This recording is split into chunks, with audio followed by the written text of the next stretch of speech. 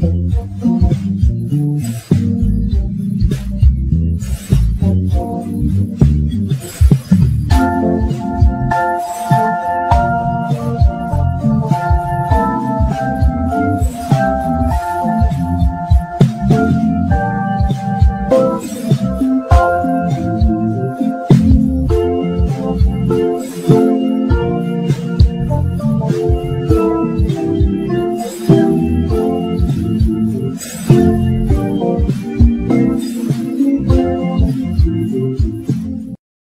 hierdie tyd na Kersfees praat ons van Epifanie. Ons tema vandag is wanneer God homself bewys. Luisteraars van Lig op Lig, ons leef in die tyd van Epifanie. Die woord Epifanie beteken eenvoudig openbaring, verskyning of sigbaar wording. Dit is die tyd in die kerkjaar waarin ons nie net vier dat God mens geword het nie. Dit vier ons eintlik met Kersfees, nee. Maar waarin ons vra, hoe word God nou sigbaar in die wêreld? Wie sien hom? En wat gebeur wanneer mense hom raak sien? Johannes skryf in Johannes 1 vers 14, en die woord het vlees geword en onder ons kom woon, en ons het sy heerlikheid aanskou. Let op die woorde, ons het sy heerlikheid gesien. God het nie homself verduidelik nie, hy het homself gewys. Hy het nie 'n konsep gestuur nie, maar 'n persoon. Hy het nie 'n stelsel gestuur nie, maar 'n lewe. Epifanie sê vir ons, God wil nie net geglo word nie, hy wil raak gesien word. En dit is belangrik om te onthou. Die lig het nie eers begin skyn omdat die mense dit gesoek het nie. Dit het geskyn omdat God dit wil wys.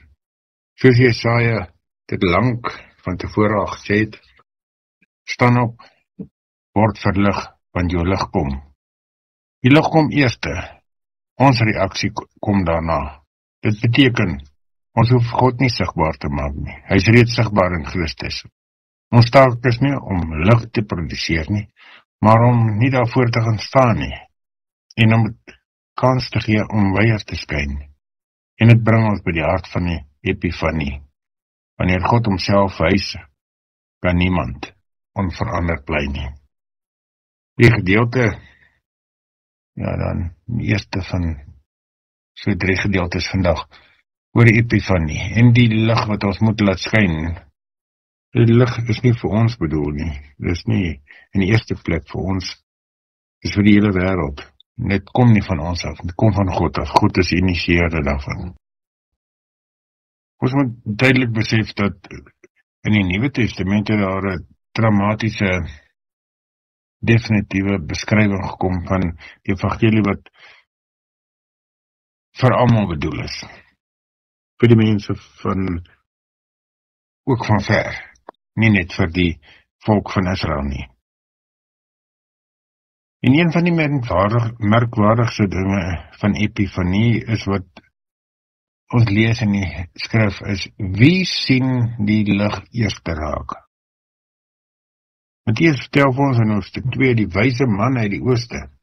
Hulle was nie deel van die verbondsvolk nie, hulle was nie teoloë nie, hulle was nie tempelgangers nie, maar hulle sien iets, 'n ster, 'n teken, 'n lig.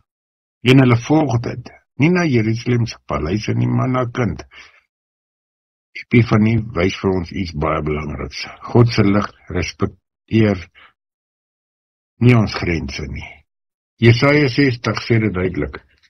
Nasies sal na jou lig toe kom. Die lig is nooit bedoel om privaat te wees nie. Dit is nie eiendom van die kerk nie. Dit is die God se gawe aan die hele wêreld. En hier is die ongemaklike waarheid. Dikwels sien buitestanders die lig vinniger as ons wat binne, in hierdie binnekring is. Nie omdat hulle beter is nie, maar omdat hulle soek. Epifanie vra daarom vir die kerk, is daar nog plek waar mense iets kan raak sien? Of het ons so besig geraak met instandhouding dat die lig agter die strukture verdwyn het? Die ster het nie by mense by homself gehou nie. Dit het mense na Christus gelei. So die kerk is die kerk geroep, om nie aandag na self te trek nie, maar na hom, na die Here toe. Wanneer die kerk net na binne kyk, word sy dof. Wanneer sy na buite wys, begin sy weer skyn. So ek en jy wat die kerk is, en ons instansie van die kerk, hoe skyn ons lig na buite? Dof of helder? Luisteraars, ten slotte oor die lig wat na die wêreld gekom het. Is nie 'n lig wat ons gemaak het nie, gevra het nie. Is iets wat God gestuur het, vir ons gegee het. En nou, daar is geen epifanie, duidelik maak word van die lig, openbaring van die lig, sonder sending nie. Die oomblik wanneer die lig gesien word, begin dit beweeg. Dit staan nie stil nie. In Jesaja 49 hoor ons God sê, dit is te min dat jy net my dienaar vir Israel is. Ek maak jou 'n lig vir die nasies. Hy wil nie hierdie volk van hom net vir een land, een volk 'n lig wees nie. Hy moet vir almal 'n lig wees. Met ander woorde, God se openbaring het 'n wêreldwye siening. In Lukas 4 neem Jesus hierdie woord op sy eie lippe en lees dit in die sinagoge en sê dan, vandag is hierdie skrifwoord vervul. Die lig is nou nie meer net 'n belofte nie, dis 'n persoon en daardie persoon stuur sy kerk. Hier is die belangrike gedagte vir ons tyd. Die kerk se eerste vraag behoort te wees, of nie te wees, hoe gaan ons oorleef nie? Maar, waarheen stuur God ons?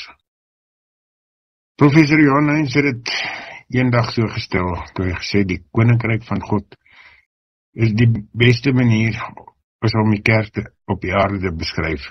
Dit het nie 'n doel nie, die kerk is nie die doel nie. Verskoning.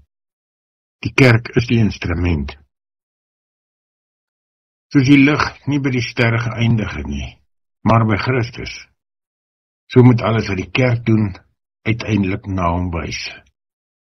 Epifanie herinner ons 'n kerk wat die lig gesien het, maar dit nie uitdra nie, het haar roeping gemis. Maar 'n kerk, hoe klein ook al, wat bereid is om te wys, om te getuig, om te dien, word deel van God se beweging in die wêreld. Mag die lig wat ons gesien het, ook deur ons gesien word.